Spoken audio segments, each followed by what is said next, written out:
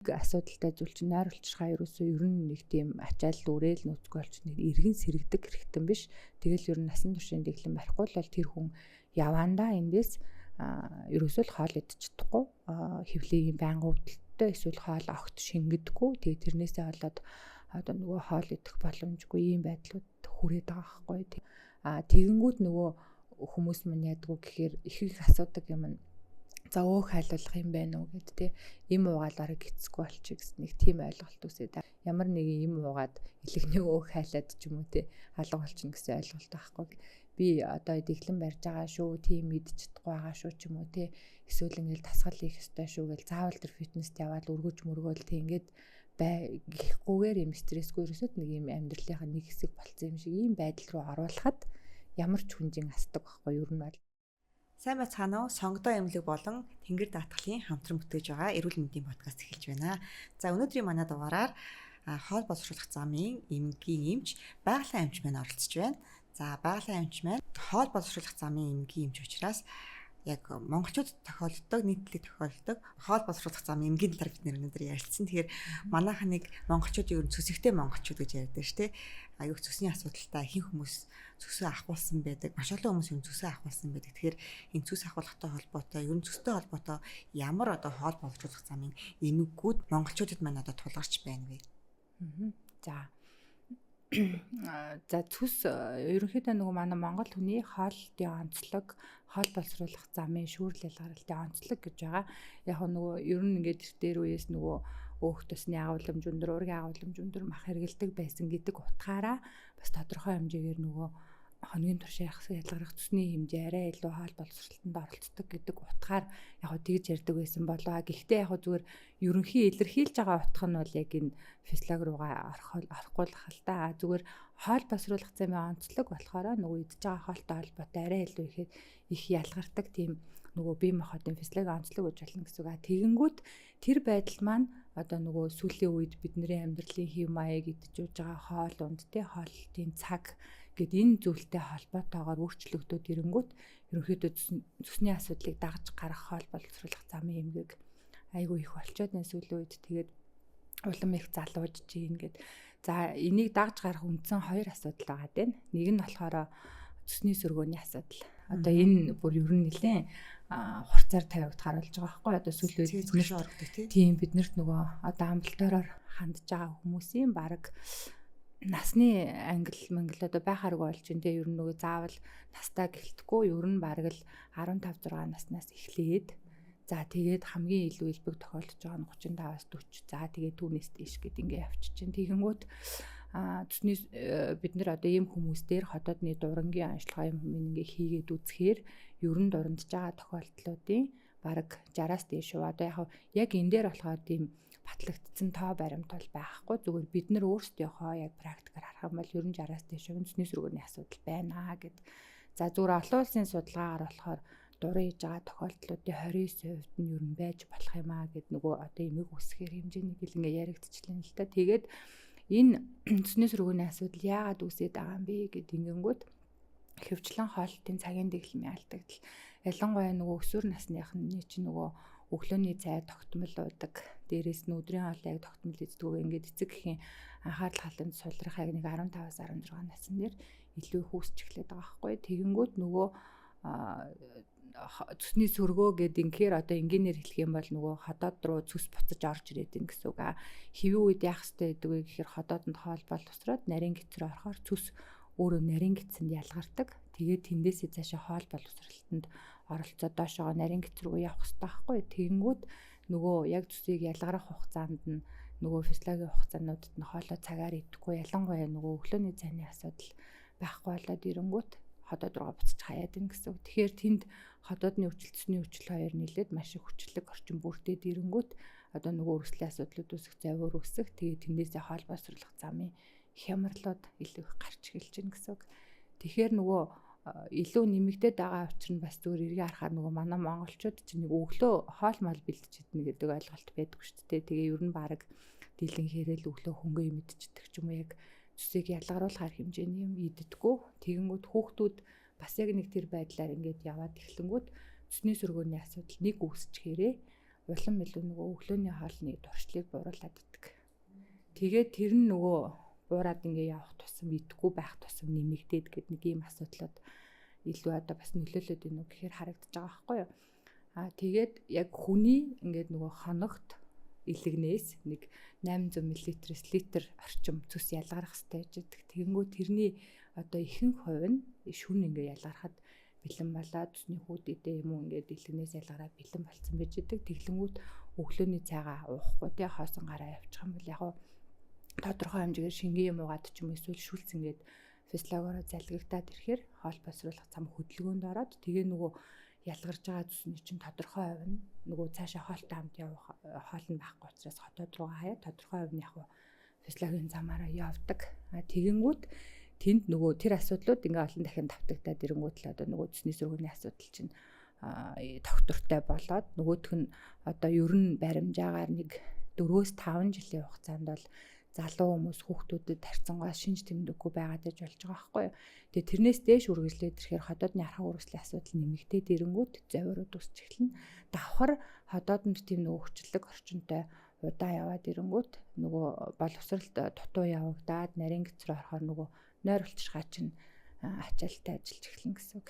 Тэгээд тэнд бас нөгөө нарийн гэцэнд цусны гүйцэтгэх үрийг давхар нойр улчирхай үрээд гэд ингээд ер нь бол нэг 5-аас дээш жилийн тэр завир үсч эхэлж байгаа. Нэг бол ийм ходоод гэцний төлөлийн завирууд үсээд эхэлдэг, нэг бол нойр улчирхай төлөлийн завирууд үсээд эхлэх байдлаар илэрж гин ерөнхийдөө цусны сөргөний асуудал. Тэгэхээр өглөөний хоол маш чухал юм байна. Өглөө тэр яг ямар зүйл юу идэж тэр одоо яг зөв ялгаруулалт болж эрүүл мэнд одоо зөв байх вэ? За ерөнхийдөө бидний хоол тэжээлээр идэж байгаа өөх тосны одоо ойролцоогоор нэг 80 орчим хувийг цусны одоо хүчлүүд маань задалдаг. За үлдсэн 20 орчим хувийг нойр улчирхайгаас ялгарч байгаа тийм гадаад жүрлийн бас өөх цусыг задалдаг. Энэ хоёр нийлээд тэгтээ дийлэнхийн цус гүйцэтгэх нь шүү дээ. Ингээд задлах үрийг гүйцэтгэж тэгэнгүүт өглөө бид нэр тэр нөгөө цусын ялгарлагын тодорхой хэмжээний ураг өөх цус агуулсан зүйлүүд идья гэж ярьдаг. Тэгэхээр мэдээж нөгөө махан хоолой бэлдээд идэх боломж нь бага учраас бидний хувьд юу зөвлөдөг вэ гэхээр за илүү хурдан бэлдээд идэх гэвэл өндөг ээж болж ийн эсвэл цэцгийн тостой тал одоо бүхэл өөрийн талах малхаа яж болж ийн те эсвэл яг хуу хэрэгэлдэг бол те тодорхой хэмжээр хэрэгэлдэг бол 7 хоногийнхоо 2-3 өдөр нь багахан зэргийн цайтайгаа шарт тус ч юм уу те эсвэл ганц нэг өрөм гэд ингээд нөгөө нэг Монголынхаа уламжлалт хэрэгжилж болох хоол босруулах замд их ачаал өгөхгүй тийм одоо өөхтөөс агуулсан зүйлүүдэд хэрэглээч гэд. За тэгтээ нөгөө ихэвчлэн одоо нөгөө залуу 20 эдтэй 10 эдтэй гэд хүүхдүүд мэдээж тийм нөгөө өрөм шарт тус гэдэг зүйлүүдээс хол байдаг учраас бид нэр тэдний хоол боловсруулах замд их ачаал өгөхгүйгээр харьцангуй бас цусуу ялгаруулчих гэхээр ургамлын гаралтай өөх тосууд ургамлын болон илүү нөгөө нэг ачаал багтаа өөх төснүүд гэхээр нөгөө эрдэн шиш шар буурцаг гэд тэн дотор чинь нөгөө хэрэгтэй ургаас гадна ашигтай өөхнүүд байгаа байхгүй бас тодорхой хэмжээгээр цусны ялгарлыг дэмжинэ. Тэгэхээр тэр чиглэлийн юмнуудыг бас хэрэглэж болно. Одоо бүр ингээ өглөө яраад гарчдаг шар буурцгийн сүвэ ч юм уу эсвэл нөгөө яг өнөөний сүвэ хэрэглэхэд сүлийн үе тодорхой хэмжээний бас нөгөө харшлын ч юм уу эсвэл одоо яг нэг өсвөр насны хүүхдүүд чинь бас яг тийм уламжлалт эдэнэс жоохон хол болчиход шүү дээ. Тэгэнгүүт заавал тэр нөгөө дургуй юмыг хэрэглүүлэх биш тэр шимэгдэхэд амар тэр нөгөө өөр тариа шош шар буурцаг эрдэн шиш гэдэг зүйлүүдээс бас хэрэглэвэл тэн дээр ашигтай өөх байгаа учраас цус ялгар нь давхар хоол босруулах замд ороод ачаал үсгүй шимэгдэж болох юм аа гэдэг байдлаар нь яг зөвлөж байгаа. Гэхдээ Монгол хүний онцлог гэдэг юм ерөөсөө мартаж болохгүй аль болох өглөөдөө тийм уламжлалт өөхтөөс агуулсан харьцангуй ашигтай өөхөө агуулсан хүмүүснүүдэл бага хэмжээгээр хэрэгжилж ивэл илүү дээр л гэж зөвлөж байгаа. Түүнээс зүгээр нөгөө нүүрс ус агуулсан тэ гурилан бүтээгдэхүүн тийм зүйлүүд бол яг энэ цусны ялгаралд бол 100% нөлөөлөх зүйлүүд биш учраас тэр нь яг энэ цусны сөргөөг шийтгэхээр ч юм уу эсвэл цуснд байгаа асуудлыг шийдэх хүнс болж чадахгүй байхгүй. Тэгэхээр тиймэрхүү төрлийн өөхтөөс агуулсан зүйлүүдээ л одоо илүү дэлгүү хэрэглээч л гэж зөвлөж байгаа. За тэгэхээр цусны хүүдийг ахуулсан хүмүүсийн хувьд тэр цус ялгаралт гэдэг асуудал байх уу эсвэл цусны хүүдийг болцсон юм ч одоо цусгүй болчиход цус ялгахгүй байна гэсэн үг. За илэгний ингээд эсвэ дотор цус үсээд тийм жижигхэн сувгуудаар дамжаад илгэн дотор байгаа 2 том юм ерөнхий сувгаар дамжаад ингээд илэгнээс цус үсч ялгарч гарч ирдэг. Тэгээд тэндээсээ цусны хүүдийн дотор хуримтлагдаад Тэгээд бид нарыг яг хоол идэх үед цусны хүүдий хоол идээд ходоодонд нэг 4-5 цаг агшиж боловсроод ингээд яг нарийн гэц рүү ороход тэр ингээд хоримтлагдсан цус маань агшаад нэг удаадаа хоол боловсруулах хэмжээний цусыг ялгаруулах юм үүрэгтэй ажилдаг хэрэгтэй байхгүй юу. Тэгэхээр хүүдээ авахулж байгаа нь зөвхөн тэр нөгөө агшаал нэг удаадаа гарах тэр нэг ялгаруулах хоримтлуулах тэр дамжлагын л авчиж байгаа болохоос цус ялгардагаараа л ялгараал хоол боловсролтод оролцож илэн гэсэн үг. Гэхдээ нөгөө харьцангуй тэр хүүдээ авагдчихж гин гэхээр нөгөө нэг удаад ингэж нэг ялгарч одоо нөгөө боловсруулах тэр хэмжээ за тэр цус урсаж гарах хэмжээ болон тэр боловсруулалтын дээр яг нөгөө нэг өмнөшгийн хоолыг боловсруулж чадахгүй гэдэг байдлууд буурчдаг байхгүй юу. А түүнээс биш адилхан нөгөө цус маань нэлгнээсээ ялгарна хоол боловсролтод оролцсон гэсэн үг. Тэгэхээр цусны хүүдээтэй хүн цусны хүүдийг авахгүйсэн хүн хоёрын хоолны дэглэм ер нь адилхан байж болохгүй юм байна шүү дээ. Яг бол ялгарлалт нь маш бага байгаа учраас бас тэрэндээ таарсан хоол унд идэхгүй бол дараа нь бас ямар асуудал үүсэх вэ энэтэй үүдэлтэй. За цусны хүүдээ авагдаж байгаа тохиолдлууд ихэвчлэн цусны хүүдэд одоо чулуу үүсэл юм эсвэл цочмог үүсэл асуудал үүсэл ахуулж байгаа шүү дээ. Тэгэхээр цусны хүүдэд чулуу үүсэх одоо тэр нь яг юунаас болоо үүсгүүхээр бас л нөгөө хоолны цагийн дэглэмж яригдсан. Тэгээ өглөөний цай уухгүй нөгөө нэг хүүдээ маань тэр үед бүрэн агшиж нөгөө цөсөө гадагшлуулж чадахгүй болонгууд нөгөө цус чин дээр нэмэгдэл хоримтлагдаад нөгөө өтгөрөөл тэнд ингээл чулуу өсөж байгаа гэсэн үг. Тэгэнгүүт тэр хүүдээ авагдлаа нөгөө өмнөх ерөнхийдөө нөгөө дэглэм алдагдaltaийн асуудлаас төсгөө болчихж байгаа байхгүй. Тэгэнгүүт нөгөө нэг тэр дэглэм нь хിവэрээ үргэлжилдэг ч юм уу те эсвэл нөгөө одоо тэр үргэлжлүүлээд одоо энэ нөгөө нэг зүсгүй болцсон шүү асуудал одоо нөгөө арай анхааралтай хандах хэрэгтэй шүү гэдэг асуудлыг ойлгохгүй яг л нөгөө чулуу үссэн тэр нэг буруу дэглэмээр ингээл хിവэрэл яваад ах юм бол нөгөө юуны асуудал гарч ирж байгаа цусны сүргөөний асуудал чинь илүү төлхөө зүсгүй хүмүүстээр нэмэгдэж гарч ирж байгаа байхгүй юу.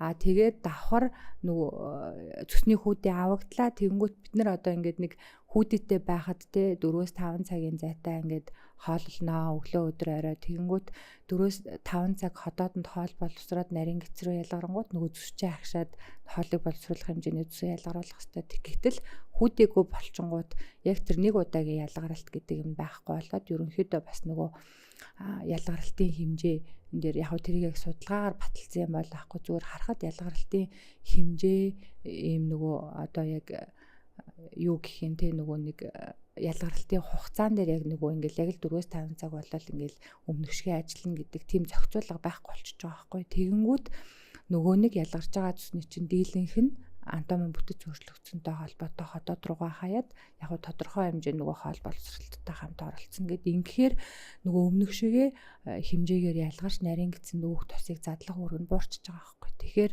одоо өмнө нэг 100% ажиллаж исэн бол цусны хүүдийг олцохоор хоолоор орж ирж байгаа өөх тосыг ядч нэг 50% цусны хүүдийг задлаад цусны үүрэг нь задлаад байдаг. Тэгэнгүүт нөгөө үлдсэн үе нь хэн өрөх вэ гэхээр нойр улчирхаа өрч эхлэн гэсэн үг байхгүй. Нойр улчирхаач яг цусны хүүдийг ажиллаж явах үед харьцангуй нөгөө нэг 20% өөрийнхөө үүргийг өөрөө явж идэг байсан бол дахиад нэг 50% үүрэг нэмэгдээд эхлэн гэсэн. Тэгэнгүүт нөгөө цусны хүүдээ авагдсан хүмүүс чинь тодорхой нарийн дэглэмтэй явахгүй бол тодорхой хугацааны дараа нөгөө нойр булчирхаа маань ачаал даахгүй нөөцгүй болж ирнэ.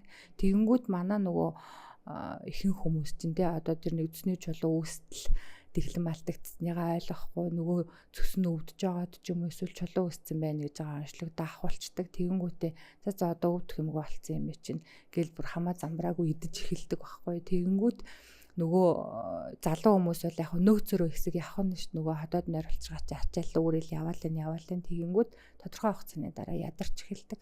Тэгээд тэр ядарч эхэлсэн үед нь бид нэр шалгаад дэмжээд гэд ингээд имчилгээ хийчихээ шалгаад үзэнгүүт нэгдүгээрт нөгөө анатомийн бүтэц өөрчлөгдсөн дээрээс нь нөгөө цагийн дэглэмийн алдагдал цусны үдэ авахаас өмнө л байсан учраас цусны сүргөөний асуудал бүр нэлээд газар авцсан тий тэрнээс үүдэлтэй ходоодны архаг үрслийн асуудал нь нэмэгдсэн. Нөгөө нойр улчирхаа маань айл хэзээний ядарсан ийм байдалтай болсон байж байгаа. Тэгэнгүүт бид нар яг ингээл ойлгуулаад тайлбарлаад тодорхой хэмжээгээр чиглүүлээл ингээл имчилгээ явсан ч гэсэн ямар нэг эрхтний цочмог өрөвсөл дарж байгаа юм шиг тийм хурдан асуудал ерөөсөө шийдэгддэггүй.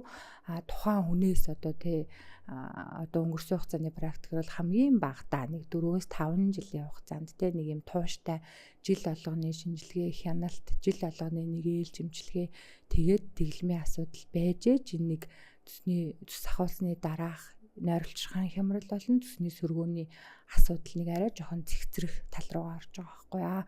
Тэр дунд юу гэдгийг ихэнх хүмүүстэй одоо манай Монгол хүмүүс чинь бас нэг юм жоохон тууштай явдггүй завир дарагдангууд алга болчдөг гэх бас нэг дийлэн хувийн нэг тэгж алга болж байгаа л бүр нэлийн асуудал үүсэл орж ирж байна. Тэгэнгүүт нөгөө нэг асуудалтай зүйл чинь нойролцоохоо ерөөсөө ер нь нэг тийм ачаал дүрээл нүцгүй болч нэг эргэн сэрэгдэг хэрэгтэн биш.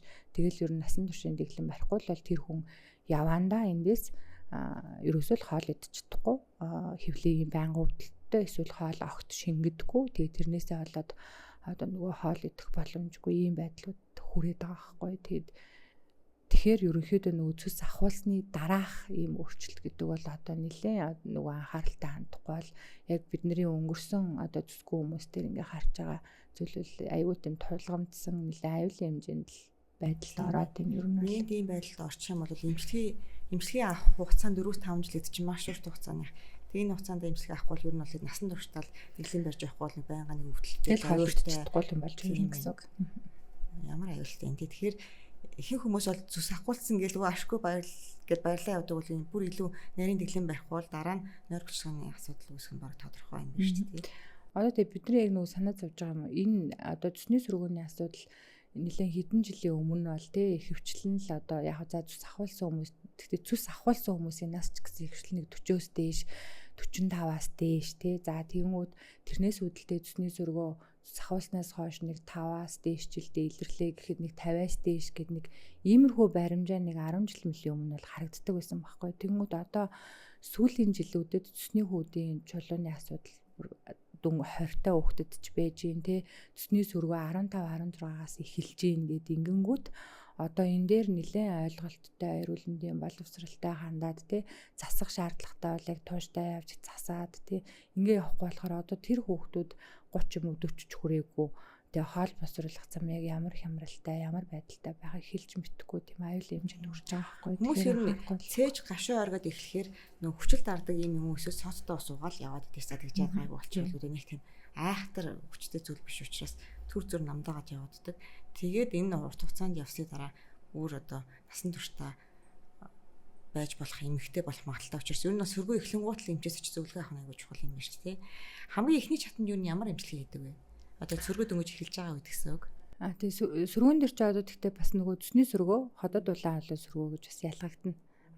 Яг нөгөө их хвчлэн цээж хорсож байгаа завирууд эхлээд бол ходод улаан холоо сөргөө бас л яг цусны сөргөөний үед л алдчихж байгаа дэглэмүүд л удаан хугацаанд үргэлжлээд ирвэл нөгөө ходод нууцлуулаа босч урсаал ингээл хорсоод ирдэг. За тэгэнгүүт бид нар яг бусад тэр их хвчлэн хорсоод байна, гулгаад байна, хихрээд байна ингээл нөгөө гурлын идэх юм идэхээр илүү их хорсож ийн ярьж ийн гэл ингээл ирдэг. Тэг ихэнх одоо 40-оос дээш за 35-аас дээш гэл наснаас бид нар дандаа дурандж байгаа. Нөгөө сөргөөний зэрэгээ тодруулъя.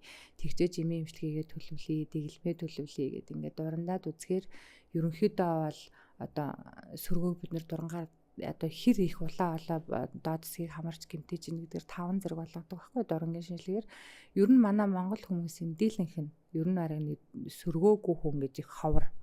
Тэгэл бас л нөгөө хэв маяг хоол ундтай холбоотой байхаар тэгэнгүүт сүүлийн үед ерөнхийдөө бараг тэр завир хэлж ирж байгаа хүмүүсийн дийлэнхэн сөргөөнийг 2-оос 3 дугаар зэрэгтэй болж ирж үзүүлж байгаа байхгүй. Тэгэхээр тэн дээр яг эмчилгээ бид нар одоо оншиг тодруулаад эхний ээлжийн эмчилгээ гэхээр мэдээж нөгөө тэр буруу дэше урсаад байгаа урсгалыг засах юм гэж байна хотодны өвчлөөс саармагжуулан тэр улаан олондоо дэсэгт болон цусны сөргөөтэй холбоотой үүссэн тэр үрслийг дарна гэл ингээл үндсэн зарчмын эмчилгээнүүд явдаг. Гэхдээ энэ тохиолдолд одоо бидний онцлоод чиглүүлээд эмчилгээг бичиж өгж байгаа нь ердөө энэ хүнд нэг 20% л туслах үүрэг гүйцэтгэж байгаа байхгүй юу. Үлдсэн 80% нь өөрөөс нь шалтгаална гэсэн. Дэглэм барихгүй л байх юм бол ходоод хоолны дэглэм барихгүй л байх юм бол тэр асуудлыг бүрэн шийдэгддэггүй. Тодорхой хэмжээнд им ууж хахад бол завир дарагдана. Гэхдээ им ууж авах хугацаанд дэглэмээ ойлгоод яг тэр чиглэлээр ингээ бариад ирэхээр им зогссон ч гэсэн нөгөө буруу тишээ урсгал маань зөв тишээ болж засраал ингээл асуудлууд шийдэгдээд явдаг байхгүй яа. Гэхдээ нөгөө ходоод гисний өвчнийг хэцүү юм чинь өдөр алганд л хүн хоол иддэг учраас хизээл бол хизээ сидэрч болно. Тэгэхээр одоо ходоод улаан холонч бай, цэснийч бай сүргөөний асуудал ганцхан удаагийн дуран онцлогоо ганцхан ээлж имчилгээнд дэр шийдэгдчихнэ гэж бол байхгүй. Ерөнхийдөө бол нэлээд тууштайхан явж ээж л нэг асуудал тодорхой хавтаагаар цэгцрээд тэр хоорондоо хүмүүс бас тэглэм мэглэмээ ойлгоод тий гарч болох сөрөг үр дагавруудыг ойлгоод ингэж одоо хоёр талаасаа нийлж ээж нэг асуудал харьцангуй гайгүй шийдэгдэнэ гэсэн үг. Сайн нөгөө нойр булчирхаа ер нь нөхөн сэрэгтэй удаан баг нөхөн сэргэлтэй хамт хөө өрхт ингээд гэж ш. Тэгээд одоо нойр булчирхаа ер нь муудаж байгаа гэдгийг яаж мэдэх вэ? Ер нь ихтгэл үзүүлж арга хэмжээ авахгүй бол муудцсан хойно нь бол сэрхэд хэцүү юм ш. Тэгэхээр яаж одоо миний нойр булчирхаа муудаж гэдгийг мэдэх вэ? Эхний шинж тэмдэг нь. За нойр булчирхаа яг ингээд нөгөө нэг хоёр зүйл яригдана энэ дээр. За нойр булчирхааны цочмог өрөслийн асуудал. Цочмог гэхээр угаасаа л нөгөө хоол, арх, дарс гэл ийм зүйлүүдээс ингээд маш хүчтэй өвдөлтүүд өгөө. Тэгээл тэн дээр бид нар хоншиг доторл арга хэмжээ авчина. Архаг өрөслийн асуудал шинж тэмдэг айгүй бүдэг. Ихэвчлэн нөгөө нилээ явж тэ ер нь ядраад одоо ер нь болохгүй шүү гэх үед л шинж тэмдэг илэрдэг. Илэрж байгаа шинж тэмдэг нь ихэвчлэн нэг болыг ходоод өвдөд байгаа юм шиг аюулгүй орчим өвдөх. За эсвэл өвдөлт нь зүүн тал руугаа дамжиж өвдөх тий. За эсвэл хоол идсний дараа ихэвчлэн цанхаах маш их хий дүүрэх гэдэсгээд иймэрхүү шинжүүдээр архаг өрөслөө. Цочмог өрөслийг бол бид нар шалтгаан болон шинж тэмдгийн тод учраас хурдан тодруулчих нь хамгийн төвөгтэй удаан үргэлжилдэг. Ер нь нөгөө бүрэн тогтохгүй ч юм уу эмчилгээ яг тэрэн рүүгээ чиглэж чадахгүй энэ төр яваад идэг тохиолдлууд нь ихэвчлэн архаг өрөслийн өөрчлөлтүүд. Тэгэхээр ер нь тэ нөгөө нэг тодорхой хувийн хоол босрол замын хямрал байгаа л бол зөвхөн ингээл зүсэх ч юм уу зөвхөн найруулчихаа зөвхөн ходоод гэж ингээд нөгөө нэг салгаж үзүүлэхгүйгээр ерөнхийдөө нэг шалгуулаад тэгээ тэн дээрээ яг чиглэлүүдээ аваад ингээл эмчилгээгээ авч явж ээж нэг юм архаг одоо найруулчихаан ч юм уу архаг зүсний үйл ажиллагааны алдагдал ч юм уу иймэрхүү зүйлүүд нь арай илүү тодорч зөв чиглэгдэж явна гэсэн. За тэгэхээр цүс мэн нөгөө илгэн дээр байршиж байгаа ш тий. Илэг цүс хоёр ямар одоо холбоотойгоор явж байна. Одоо цүс муудж байна гэдэг чинь цүс өдрөө цүс гэх чинь гэдэг чинь илэгтэй холбоотой байх уу эсвэл тусдаа ингээд зөвхөн нойр булчирхаа болон ходостой холбоотой өвчлөл үүсгээд явж байна уу? Агуу яг илэгний эс дотор цүс үүсдэг байхгүй юу. Тэгэхээр нөгөө салгаж ойлгож бас болохгүй. Тэгээд илэгний эс дотор цүс үүсээд тэгээд тэр маань өөрөө ингээ хоримтлагдаад тэр нарийн гэц рүү гарч тэр гадаад жүрлэрээ хоол боловсролтод оролцож байгаа болохоос биш яг нөгөө цөсөнд тодорхой хэмжээний асуудлууд одоо тэр цэсний зогсонгошил, цэсний хүүдийн архаг өрөвсөл, чулуу эсвэл одоо тэр цэсний зарим хүмүүс тэр нөгөө бас нэг юм холоо цагаар идэхгүй болоо цэсний ингээд томроод цэсний хөдөлгөөн багассан гэд ийм тохиолдлууд дээр цаашаа ялгархгүй байх тусам нөгөө тэр хоорондоо нөгөө илэгнээс ялгарч байгаа жижигэн тэр цэсний сувг илгэн дотороо хоёр том ерөнхий сувг гээл тэ энэ болгон ч хоорондоо холбоотой учраас эргэх даралтыг тодорхой хэмжээгээр өгдөг. Тэгэнгүүт нөгөө тэр үед нь хоолоор ямар нэгэн дамжин орох халдвар бактери асуудлууд ч юм уу тэ тэндээс болоод илгэн доторх цэсний сувгууд өрөвсөх тэндээс илгэнд одоо цочмог өрөв таардлах дүрслэлийн асуудлууд үүсэх гэдэг. Эсвэл одоо яг тийм цочмог асуудал үүсэхгүй маа гэхэд ийм нөгөө зогсонгочлын цэсний эргэх ачааллын асуудлаас тодорхой хугацаагаар явах юм бол нөгөө илэгний бусад одоо өөхчлөлтийн ч юм уу бодис солилцоо алдагдлын ч юм уу тиймэрхүү архаг өрөстэй асуудлууд бас эргэж нөхцөлдөж болно гэж үзэж байгаа. Яг 100% шалтгаан бол биш л те. Тодорхой нөлөөлөх хүчин зүйл байж болно гэж үзэж байгаа. За тэгэхээр илэг цэс хоёр маань яалтчгүй холбоотой байна. Монголчуудын хувьд болохоор илэгний хор тавдраа нас баралтаар дэлхийд 8-т орж байгаа. Тэгэхээр одоо урд нь бол вирусын гаралтай хавдрууд маш их байсан бол одоо сүүлийн үед илэгний өөрчлөлттэй холбоотой асуудлууд нэлээд гарч байгаа юм байна гэж харсан. Тэгэхээр энэтэй холбоотой одоо илэгний өөрчлөлтийн хэмжээ танад ирж байгаа өөрчлөлттэй хувьд хэр их байна? Энэ нь эргээд одоо ямар үр дагаврууд гаргаж байна вэ? Нэг үе бол бид нөгөө вирусын асуудалтай вирусын хаараас хөөцөлдөөд тэгээ ер нь нөгөө өөрчлөлттэй бусад шалтгаантай бодис солилцооны алдагдaltaй холбоотой илэгний эмгэгүүдийг ер нь нэг хэсэг хойшин тавьдаг ч юм уу эсвэл нөгөө илэгчээ өөрөө өвддгөө эрэхтэй учраас за ингээ өөрчлөлт байна, өөрчлөлтийн шалтгаантай өрөвсөл байна, им ууй тэ эргэж ингээ тодорхой хугацаанд хянагдана ингэн тэгнэ гингууд хүмүүс хэр барагта тоодоггүй яг нөгөө яг ингээ нэг өвдөд идэх учраас ингээд нэг хойшин тавьж явсаар агаад одоо сүүлийн нэг 5 жил 10 жилийн хугацаанд ингээ орхигдсон хүмүүс одоо яг тэгээ өөрчлөлтийн шалтгаанд бодсон солилцооны одоо алдагдлын шалтгаанд илэгний хатуурл гэдэг зүйл айгүй тавшингоо гарч ирж байна л да. Эргээд ингээ бид нар харахаар тэгээд тэр маань нөгөө бүтэц илэгний эсүүдийн дундуур өөхөн эсүүд үсээд ингээ бүтэц нэлээд эргэшгүй өөрчлөлтөнд орж ийм хатуурлын асуудал нь одоо 5-аас 10 жилийн хугацаанд за дээдл нэг 15 жилийн хугацаанд явагдаад ингээ үүсчингүүт нөгөөх маань эргэшгүй тэгээ эмчилгээ хийгээд яг нэг төвшөнд нь барья гэсэн ч тодорхой хэмжээгээр эргэшгүй явж байгаа л нөгөөх бүтэц өөрчлөгдсөн зүйл чинь хувиралд ороод илэгний хавдар за тэгэл тэр шалтгаантай одоо вирусын шалтгаанд илэгний хавдартай харьцуулах юм бол энэ өөрчлөлтийн шалтгаанд хавдарнаас нэлээд хурдтай тодорхой хэмжээний хэсэг газрын эмчилгээ энтерт бас нэг их урт удаан хугацаанд баригдахаар уу яваад байгаа мó гэдэг зүйл харагдаж байна. За тэгэнгүүт архины болон одоо илэгний өөрчлөлтийн асуудал яригдвал тэгэл үндсэн хоёр шалтгаан л байгаа. Тэгээ нэг нь хэвлийн тархалт, нөгөөх нь архи тарсны хэрэглээ. Тэгээ архины болон архины бус шалтгаанд илэгний өөрчлөлт гэж ерөнхийдөө яг мэрэгжлийн үед хувааж үздэг. Тэгээ ер нь яг дэлхийн нийтэд бол энэ архины одоо нөгөө 1000 хүн амд тохиолдох хувь нь бол одоо нөгөө сүүлийн жилүүдэд нэг 29%, 30% гэл ингээл тэр дундаасаа хамгийн илүү нөгөө эмэгтэйчүүдтэй харьцуулахад эрэгтэйчүүдэд нь илүү байна гэл ингээл судалгаанууд яваад байгаа. За яг манай Монголын нөхцөл болохоор бүр яг нөгөө ингээд тоо баримттай одоо судалгаа бас ховор тэгээд бидний практикаар харах юм бол сүүлийн жилүүдэд эрэгтэй ч эмэгтэй ч ерөнхийдөө илүү дэлжингийн асуудал гэдэг юм бол нэлээд хурцаар тавигдж ирж байгаа шүү дээ. Тэгэнгүүт манай Монгол эрэгтэй хүмүүс дээр болохоор илүү дэлжингийн асуудал дээр нэмэгдээд нөгөө алкоголын хэрэглээний асуудал ингээ ороод ирэнгүүт энэ тэр нөгөө архины болон архины бус шалтгаанд илэгний өөрчлөлт гэдэг юм чинь зэрэг явагдаад ирж байгаа байхгүй. Тэгээд ирэхээр одоо нөгөө өөрчлөлттэй байжгаад нөгөөдхөнд анхаарахгүй тодорхой хугацаа явангууд тэнд илэгний хэсэг гэмтлүүд үсээд ирэхээр шинжилгээнд дэр өөрчлөлтүүд гараад идэвхтэй өрөвслүүд үсээд ихэвчлэн тэр шатн дээрээ бид нар дээр орж ирээд байгаа байхгүй. Тэрнээс өмнө юу гэдгийг эхоогоор харангууд өөхтэй байна. За би угаасаа гидстэй юм чи өөхтэй ч юм уу те.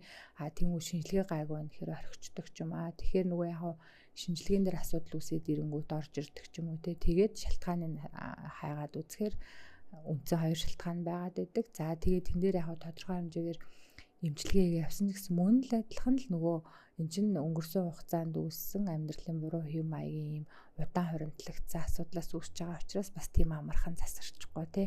Тэгэнгүүт нөгөө хүмүүс мань ядгүй гэхээр их асуудаг юм нь за өөх хайлуулах юм байна уу гэд тий. Им уугаалаараа гисэхгүй болчих гэсэн нэг тийм ойлголт үсээд аваад гэтэл тийм юм бол байхгүй. Яг нөгөө өөрчлөлт үүсээд бид нэр өөрчлөлтийн шалтгаанд идэвхтэй өрөвсөл гэдэг юм үсээд ирэхээрээ нөгөө илэгний үйл ажиллагаа нөгөө нэг хүмүүсийн яриад байдаг алаатсад ч өөрчлөгдөж ирдэг байхгүй. Тэр үед нь бид нэр илгэнд бүтцийн өөрчлөлт тэр үзүүлэлт чинь ингээ удаан үргэлжлүүлээвэл нөгөө сорвчлын асуудал илүү хурдан үүснэ гэсэн үг. Тэгэхээр тэр бүтцийн өөрчлөлтийг нэмэгдүүлэхгүй тул бид нэр илэг хамгаалах юмыг уулгаад тэр хооронд та ингээд тураач нөгөө хүчин зүйлээ багасгаач шалтгаанаа буруулаач энэ хооронд бид нэр хамгаалж яа гэдэг байдлаар л эмчилгээ төлөвлөдөг болохоос биш ямар нэг юм уугаад илэгний өөх хайлаад ч юм уу те алга болчихно гэсэн ойлголт байхгүй гэсэн үг.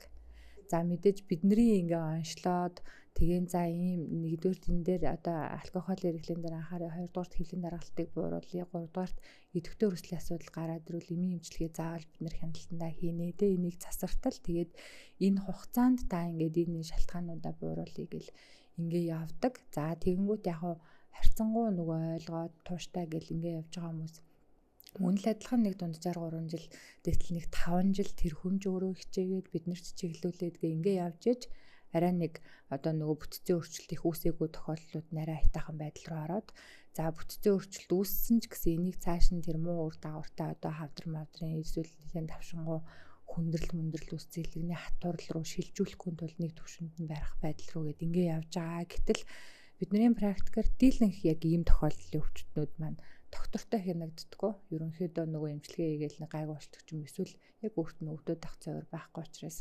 онцлуулаад нэг юм ууж байгаа алга болчихдог ч юм уу те. Тэгээ тэрнтэй холбоотойгоор сүүлийн жилүүдэд яг нөгөө энэ шалтгаан дэлгний хатуурлах хавдрын асуудал аягүй их болчиход байна. Тэгэхээр энэ бол эрүүлэр урт хугацаанд туурж эрүүлчих нь аягүй чухал юм байна шүү дээ. Тэгэхээр одоо эрүүлэр урт хугацаанд жин хаяна гэдэг чинь жилд ер нь ойролцоогоор хэдэн килограммаар жингээ хаяхыг ер нь эрүүл боломжийн байна гэж үздэг. Жин дээр тэгтээ бас ингэн жин нөгөө огцом ингээ биеийн жин буурах нь бас нөгөө хэрэгтэй зүйлүүд болон биед агуулгадах хэвээр усны хэмжээнийг багасгачаад байгаа асуудал байгаа.